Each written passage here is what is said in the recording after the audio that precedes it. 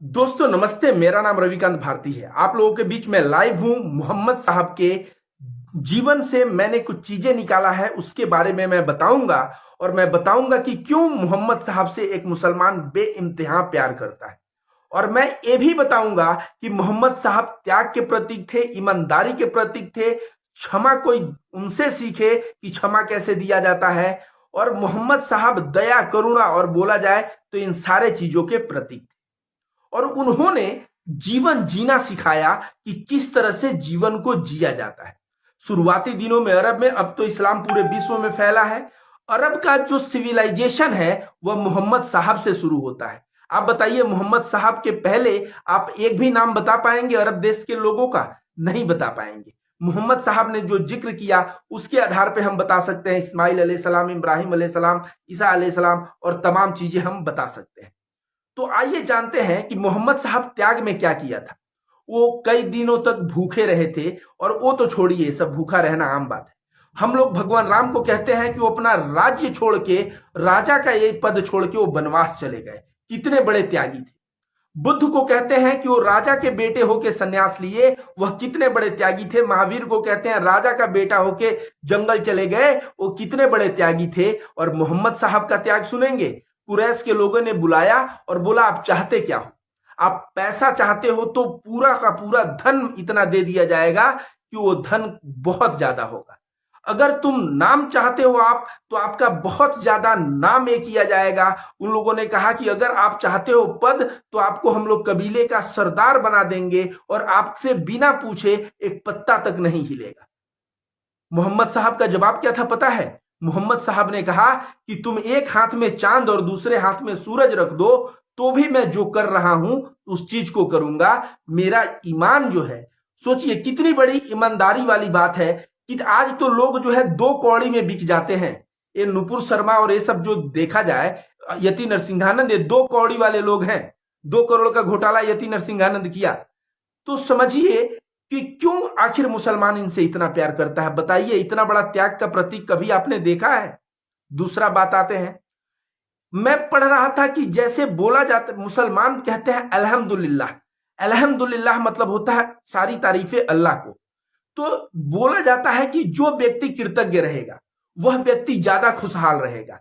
Example के तौर पे हिंदू धर्म कहता है कि कृतज्ञता मतलब स्वर्ग और आरोप मतलब नर्क। मुसलमान पता है, मोहम्मद साहब की जिंदगी में पढ़ रहा था तो शुरुआत के दिनों में एक आया जिसमें इब्राहिम अलैहिस्सलाम आते हैं इस्माइल अलैहिस्सलाम के घर। और वहां आते हैं तो उनकी पत्नी रहती है और उनके पत्नी से पूछते हैं पति कहाँ है तुम्हारा? वो कहती है बाहर गया हुआ है। तो पूछते हैं तुम्हारा जीवन कैसा चल रहा है?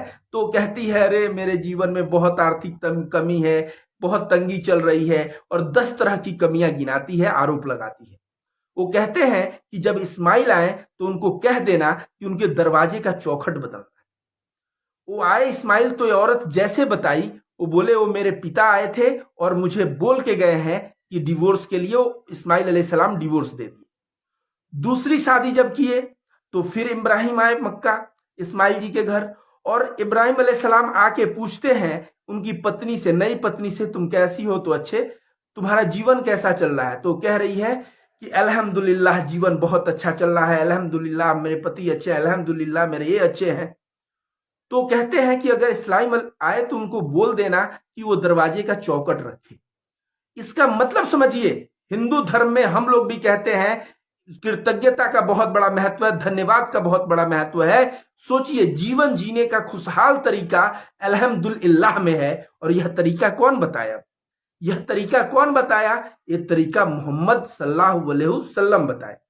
आपको यह भी बता दें कि हिंदू धर्म में हमारे आश्रम में एक सन्यासी, जो आश्रम हिंदू धर्म का होता था, उसमें शिक्षा दे रहे थे। तो एक छात्र दौड़े दौड़े शिष्य आता है और कहता है गुरुजी एक अच्छा खबर है, दक्षिणा में गाय मिली है, अब हम लोगों को दूध पीने को मिलेगा। तो गुरुजी खड़े हो जाते हैं और बोलते हैं ईश्वर का लाख लाख शुक्र है, हमें अब दूध पीने को मिलेगा।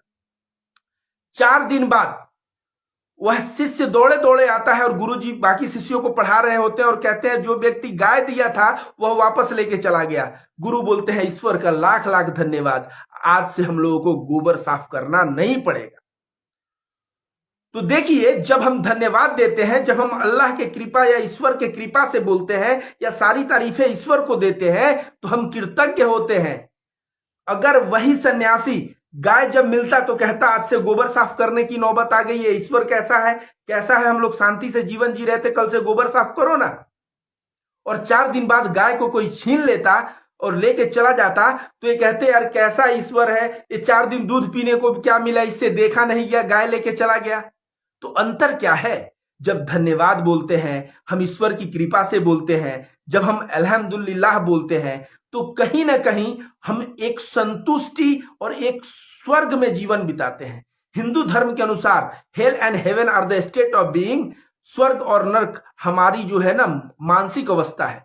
और मानसिक अवस्था जब आप धन्यवाद बोलेंगे, जब ईश्वर की कृपा से बोलेंगे, अल्हम्दुलिल्लाह बोलेंगे, तो बिल्कुल आप, तो बताइए इतना अच्छा, जो आज के साइकोलॉजिस्ट कह रहे हैं कि सुबह उठ के 4 चीजों को धन्यवाद दीजिए, धन्यवाद से अपना जीवन की शुरुआत करिए, यह बात मोहम्मद साहब आज से 1400 वर्ष पहले कह के चले गए थे। तो आप लोगों को मैं क्या बताया, यह त्याग के प्रतीक थे।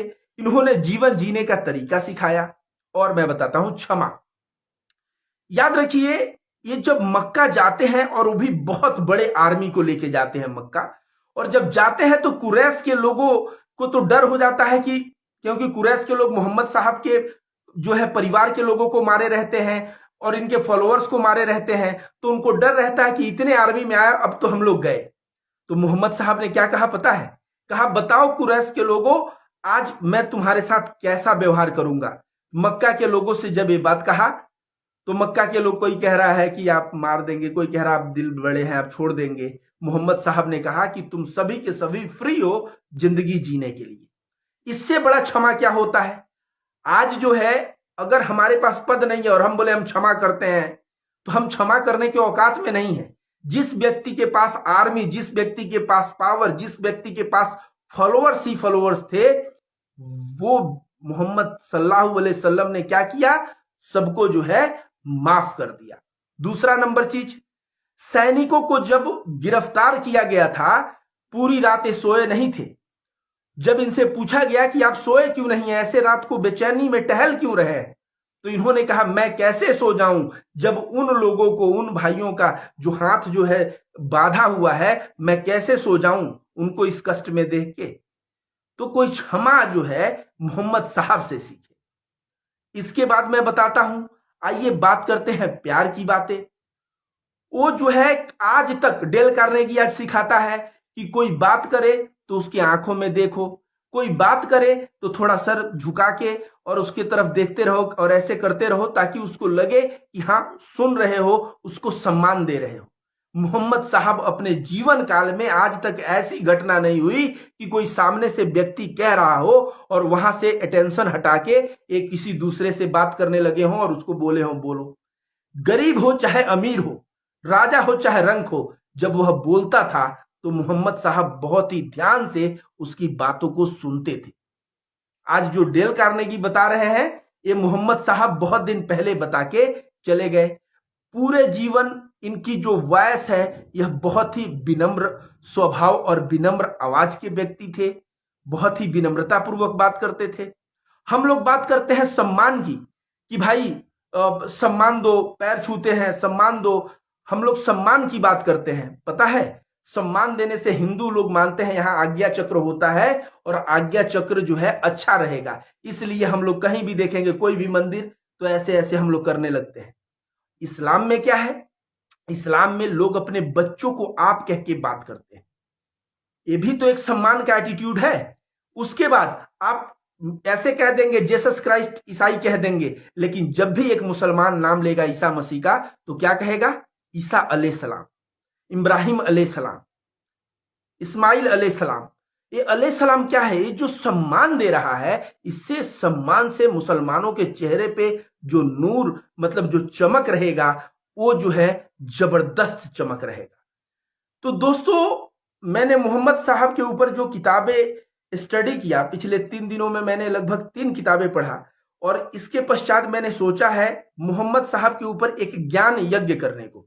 ज्ञान यज्ञ मतलब क्या होता है कि उनकी लाइफ स्टोरी का हो सकता है, तो जो अच्छी चीजें हैं उसका 10 मिनट का मैं एक वीडियो बनाऊं और आप लोगों के बीच वो वीडियो को दूंगा, और तब वह आप वीडियो को सुनिए और वीडियो को सुन के ज्यादा से ज्यादा लोगों के साथ आप शेयर करिए ताकि लोगों को पता चले। अब आप कहेंगे कि भाई मोहम्मद साहब के ऊपर तो बहुत सारे वीडियो हैं, मोहम्मद साहब के ऊपर तो बहुत सारी किताबें हैं। मैं मोहम्मद साहब सनातन धर्म के दृष्टि में, उसका टाइटल होगा कि हिंदू धर्म में एक हिंदू बंदा मोहम्मद साहब की जिंदगी देखे तो कैसे जो है वशिष्ठ ऋषि या विश्वामित्र ऋषि, जो हमारे उच्च अव्वल दर्जे के जो सन्यासी थे, उन सन्यासियों से इनका जीवन कैसे मैच कर रहा है।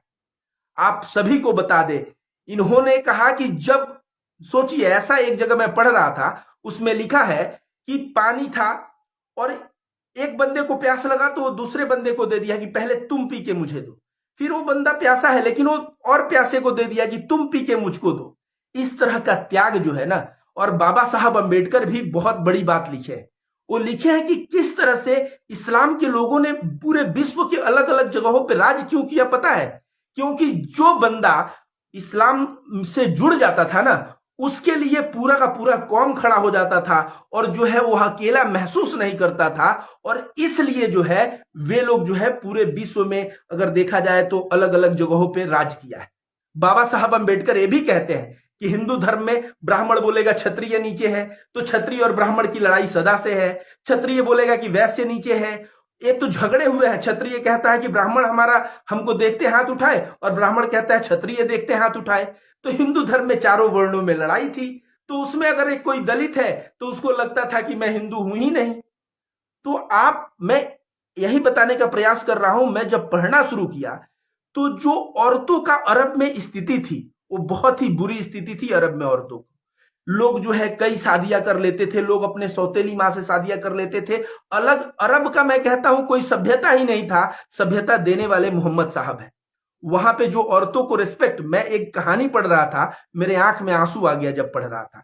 वो बंदा जब कहता है कि इस्लाम अच्छा धर्म है तो औरत कहती है कि क्या है, तो कहता है कि इसमें है कि पड़ोसी की मदद करो और सबसे प्रेम करो, सबका सम्मान दो, किसी का हक मत मारो। इस तरह की जब बात वो औरत सुनती है तो औरत रोते हुए कहती है, वो कहती है कि मेरे पिता की मैं तीसरी पुत्री हूं और पिता ने मुझे जिंदा क्यों छोड़ा? पिता ने मुझे जिंदा सिर्फ इसलिए छोड़ा क्योंकि जो मेरी पहली बेटी को अपने गाड़ के चले आए थे, दूसरी बेटी को जब वो गाड़ने गए थे तो बेटी उनकी उंगली नहीं छोड़ रही थी, और उंगली कब छूटा? जब वो बेटी मर गई तो उंगली छूटा। तो तीसरी बेटी को जब वो गए बरी करने के लिए तो उनके दिल में वह बात याद आया अपनी सेकेंड बेटी वाला, और इसको जिंदा छोड़ दिए। तो कहती है कि मैं जो है इस वजह से जिंदा हूं। लेकिन मोहम्मद साहब के आने के बाद वहां की सभी औरतें, सभी लड़कियां वो जिंदा भी थी और उनको एक अव्वल दर्जे का सम्मान भी था। ठीक है, तो एक भाई कह रहे हैं एक्सेप्ट माय रिक्वेस्ट। तो आप लोगों का कोई सवाल हो तो सवाल कर सकते हैं, बहुत सारे लोग। चलिए मैं ऐड कर रहा हूं आपको, कोई बात हो तो आप तो है सवाल हो तो पूछिएगा। एडिंग हो रहा है, मुझे लाइव में ले लीजिए। कमेंट पढ़ लेता हूं। लव यू ब्रदर, हिंदू मुस्लिम भाई भाई। एक भाई ने लिखा सनातन और इस्लाम एक ही है और उनका ईश्वर भी एक है, ऐसे करके लिखा है। तो अलग अलग कमेंट आ रहे हैं दोस्तों। भाई साहब को मैं ऐड किया हूं बट ऐड नहीं हो पा रहे हैं अनफॉर्चुनेटली। तो दोस्तों यही सब बातें लेके मैं आप लोगों के बीच आया था। वीडियो को मैं कहूंगा कि मैं 10-10 मिनट का एक श्रृंखला तैयार करने वाला हूं मोहम्मद साहब के जिंदगी के ऊपर, वो भी कैसे सनातन धर्म के दृष्टिकोण में मोहम्मद साहब। तो उस वीडियो को आप लोग ज्यादा से ज्यादा शेयर करिए, लोगों मार्केट में बात पहुंचाइए। मैं चाहता हूं कि जितने हिंदू भाई उस वीडियो को देखेंगे उनके दिमाग में समझ आएगा। आज उनके दिमाग में अंतर है, वो सोचते हैं कि भाई हमारे ऋषि महर्षि ऐसे थे, और वो लोग मोहम्मद साहब की जिंदगी के बारे में कुछ जानते नहीं है। तो जब जानेंगे तब उनको जो है समझ में आएगा कि नुपुर शर्मा ने कितना कितना बड़ा जो है गलत कार्य किया है। तो दोस्तों इसी के साथ बात को समाप्त कर रहा हूं। वीडियो को ज्यादा से ज्यादा शेयर करें।